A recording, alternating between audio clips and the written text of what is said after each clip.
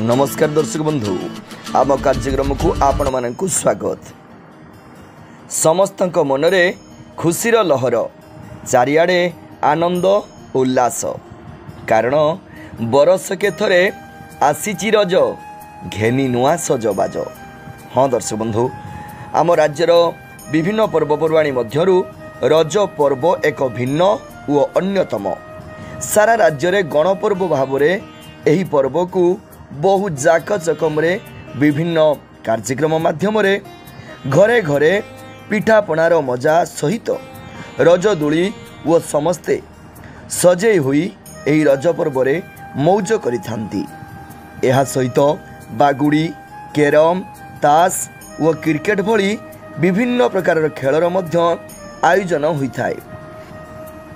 3 दिन धरी पालन होता यह पर्व खाद्य उपरे बेसी गुरुत्व दि जाए एवं यही रज पर्व समय आम राज्य रे विभिन्न देवालय पीठ मानकरे विशेष पूजार आयोजन होता है। यह भितरु बालेश्वर जिला बाहानगा ब्लॉक अंतर्गत आरुआबाड़ पंचायत दुलपुर ग्रामर माँ सर्वमंगला वार्षिक पूजा अन्यतम, जेउठिकी ग्रामर समस्त ग्रामवासी माने मिसी एही रज संक्रांति पर्व मांकर वार्षिक पूजा को बहु धूमधाम रे आयोजन करिथांती। जय माँ सर्वमंगला ये माँ का आशीर्वाद आमर 3-4 पुरुष धरी आम मानकर भी लक्ष्य नहीं एटी भंगा माटी हुंका पर माँ कलश रही पूजा होता। बड़रा पलार भागवत कार्तिक मासरे होता किंतु से महिमामयी अन्नपूर्णांकर आशीर्वाद तांकर कल्याण फल एटी 15-20 वर्ष है माँ मंदिर होती एवं से दिन ठारू यही रज पर्व माँ वार्षिक प्रतिष्ठा उत्सव पालन कराई।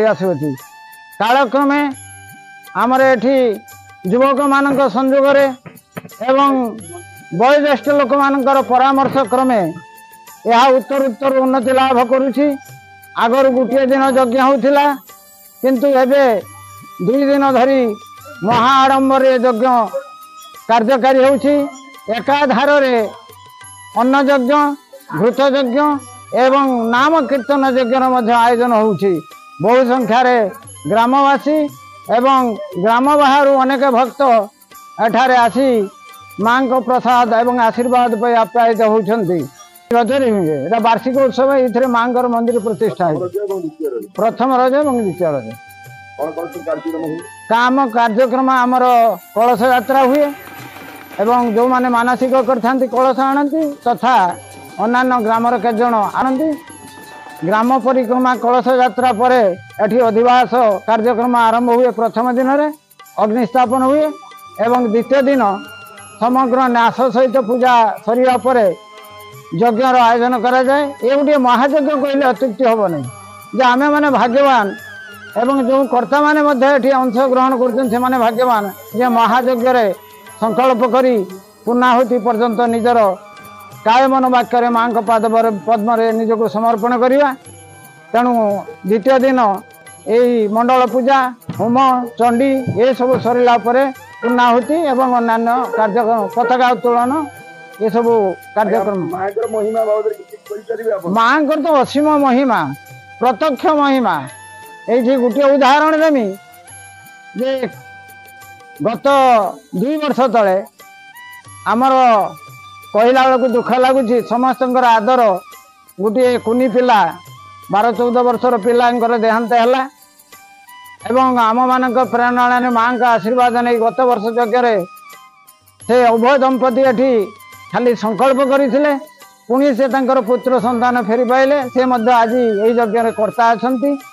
माँ को डाकी गले आमर अनेक पिला माने बाहर सब जाइछन्ति माँ को डाकी गले से बहुत उपकार पाउछन्ति विपद रक्षा पाउछन्ति खुशी खुशी ये उत्सव पाई आर्थिक साहाय्य जोगाउछन्ति। गोटे वार्षिक उत्सव यहाँ केते दिन आगरू हेलानी तेरे मोर हेतु ना मु तो ये गाँ को बोहू होइक आसी 30 वर्ष हेलानी पाखापाखि किंतु ता पूर्व बहुत आगरू ये पूजा अनुष्ठित धारावाहिक भाव एठी तार माने उत्तर उन्नति हेई चलती मध्य तांको महिमा तो अनेक जी जो मुहूर्त डाकी से मुहूर्त फल पाई मु निजे गोटे कैंसर पेसेंट मुझे आराधना करी आज ये सुस्थ अवस्था अच्छी कि आपण मान आगे ठिया हो पारी कथा कहबार माने साहस पाई यही अनेक उदाहरण माने कही भी हबनी भाषा जी महिमा जी जो मुहूर्त डाकी से मुहूर्त से फल पाई माँ सर्वमंगला माँ जोटा चाहती से जो मुहूर्त जी भी डाकी दुख शुणी मत भी बहुत दुख कष्ट बहुत रक्षा होती।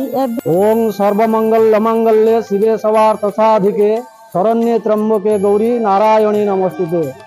माँ सर्वमंगला मंगलदायिनी कृपामयी स्नेहमयी समस्तंकर दुख से बुझंती जी जिते बड़े डाकती से निश्चित मनस्कामना पूर्ण हुए आउ से होती आमर प्रत्यक्ष ग्रामदेवी। तेणु समस्ते ये रज पर्व 2 दिन धरी जो यज्ञोत्सव हुए से समस्ते भाईचारार सहित एकता हो यज्ञोत्सव कर समस्ते आनंद उपभोग कर। माँ महिमा तांकर करुणा असीम।